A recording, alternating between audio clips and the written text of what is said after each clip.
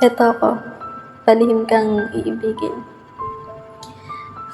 Sa mga nagdaang taon, hindi ka napapalitan dito.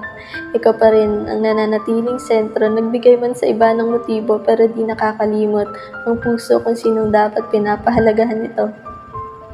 Maraming araw, buwan, taon na mas piniling makalimot, pero mapaglaro ang tadhana. Totoo ngang di dapat mainip pagkat darating ang panahong si Cupido na ang gagawa ng paraan para tayo maglapit. Para tayong kalsada na kahit magkaibang direksyong tinutungo, may pagkakataong nagtatagpo pa rin tayo. Di maiiwasang parehong naiinitan, di maiiwasang parehong nababasa ng ulan. Naaalala ko nung sabay pa tayong naglalakbay. Para bang tumitigil ang mundo sa tuwing ika'y umaakbay. Di ko pa rin maiwasang di ka panoorin habang ika'y nagsasanay. Grabe.